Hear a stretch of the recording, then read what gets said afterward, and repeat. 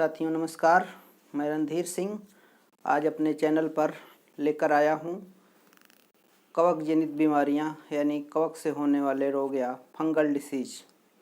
तो इससे पहले एक निवेदन है कि जो लोग हमारे चैनल को सब्सक्राइब ना किए हों सब्सक्राइब कर लें। और आते हैं कवक से होने वाली कुछ बीमारियों के बारे में बताने जा रहे हैं जो प्रतियोगी परीक्षाओं में पूछे जाते हैं। और इसके अलावा जो टीजीटी पीजीटी शारीरिक शिक्षा की परीक्षा दे रहे हों उसमें एक क्वेश्चन पूछे जाते हैं। तो जो लोग शारीरिक शिक्षा टीजीटी पीजीटी का एग्ज़ाम की तैयारी कर रहे हों उनके लिए काफ़ी लाभप्रद होगा। वे लोग हमसे जुड़ने के लिए चैनल को सब्सक्राइब ज़रूर करें।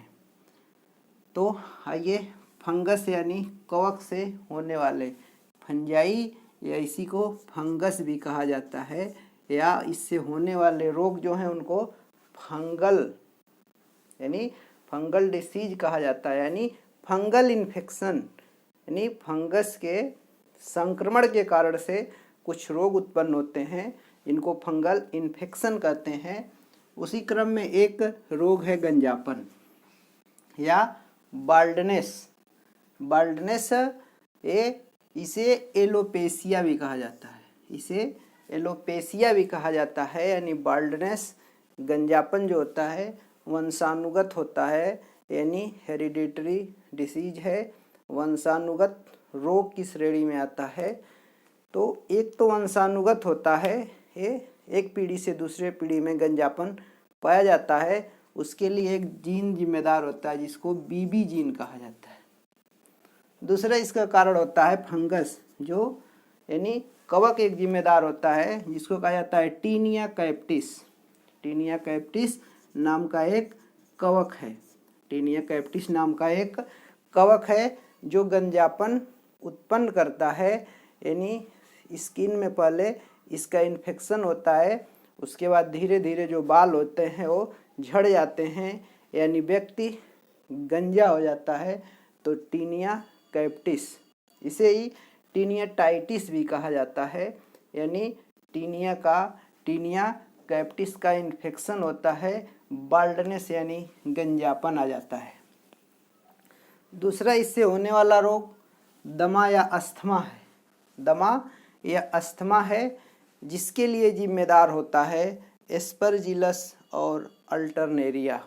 एस्परजिलस नामक एक कवक, दूसरा अल्टरनेरिया नामक एक फंजाई है जो दमा या अस्थमा उत्पन्न करता है। इस रोग में व्यक्ति की सांसें फूलती हैं, सांस लेने में दिक्कत होती है, यानी श्वास नली और फेफड़े इसमें प्रभावित होते हैं।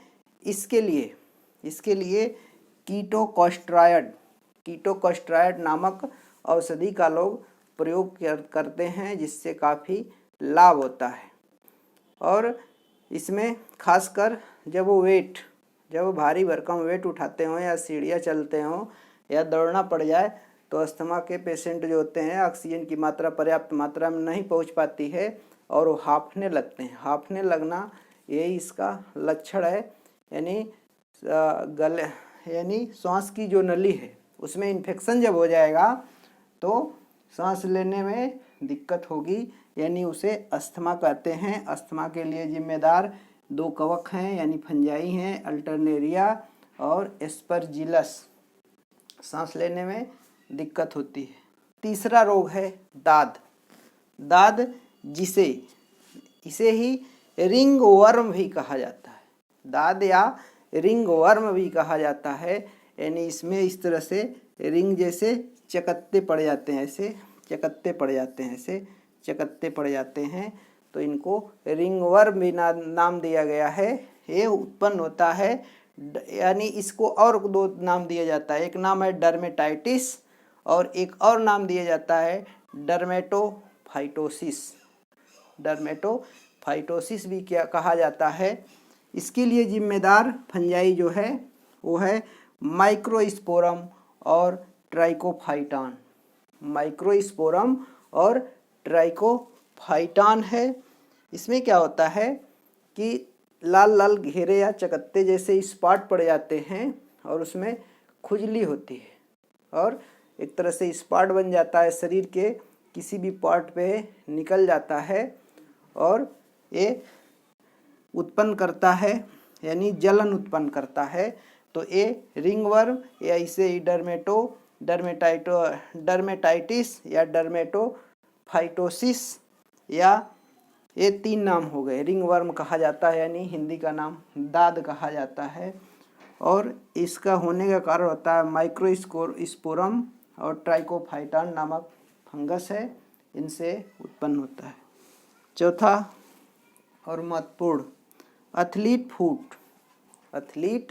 फुट होता है। इसके लिए जिम्मेदार एक फंजाई है टीनिया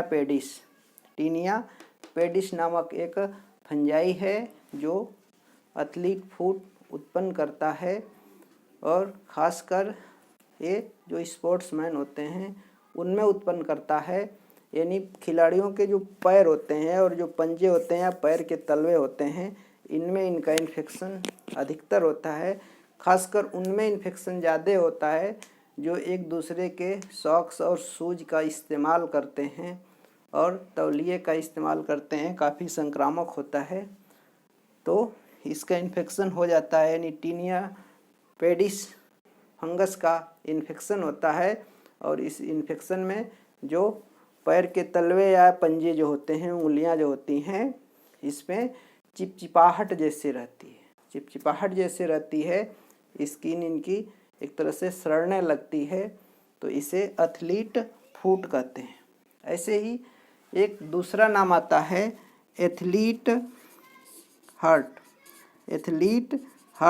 हालांकि ये बीमारी नहीं होती है। एथलीट हर्ट एथलेटिक्स से जुड़ा हुआ है, नहीं सब शारीरिक शिक्षा की आप तैयारी कर रहे हैं उसमें एथलीट फुट और एथलीट हर्ट जो होता है, खिलाड़ी जब बार बार अभ्यास करता है तो उसका स्ट्रोक वॉल्यूम थोड़ा सा बढ़ जाता है।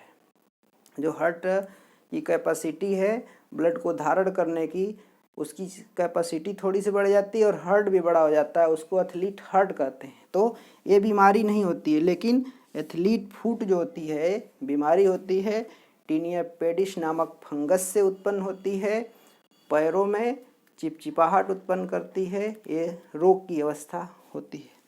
के बाद है खाज यानी स्कैबीज जो होता है, एकेरस स्कैबीज या साइकोपीज स्कैबीज नामक फंगस से उत्पन्न होता है जो शरीर में खुजली उत्पन्न करता है। इसे 7 ईयर ईच भी कहा जाता है। 7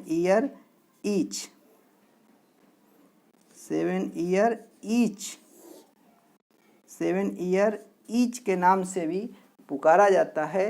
यानी इसका संक्रमण काफ़ी ज़बरदस्त होता है, पूरे शरीर में ये एक तरह से संक्रामक होता है, एक दूसरे से टच के माध्यम से फैलता है और शरीर में खुजली उत्पन्न करता है, पूरा चुनचुनाहट होती है। यानी ये खुजली के लिए जिम्मेदार है ये कवक है, यानी उसको खाज कहा जाता है। मनुष्यों में भी खाज होता है और अन्य जंतुओं में भी होता है, लेकिन मनुष्य में जो उत्पन्न करता है एकेरस स्कैबीज नामक फंजाई है। इसको 7 ईयर ईच के नाम से भी पुकारा जाता है। खासकर मीठा खाने पे इसकी जो संक्रामकता होती है और बढ़ जाती है। तो ये रहे फंगस से होने वाले कुछ संक्रामक रोग जो एक व्यक्ति से दूसरे व्यक्ति में टच के माध्यम से यानी संपर्क के माध्यम से, हाथ मिलाने से या उनके कपड़े इस्तेमाल करने से, उनके साथ रहने से, उनके तौलिया वगैरह इस्तेमाल करने के से, साबुन कंघी से ये सब फैलते हैं। तो इन्हीं सभी बीमारियों के बारे में प्रतियोगी परीक्षाओं में क्वेश्चन पूछे जाते हैं। तो आई होप कि ये वीडियो आपको अच्छा लगा हो तो हमारे चैनल को सब्सक्राइब करें और कमेंट करके बताएं कैसा लगा। पूरा वीडियो देखने के लिए बहुत बहुत धन्यवाद।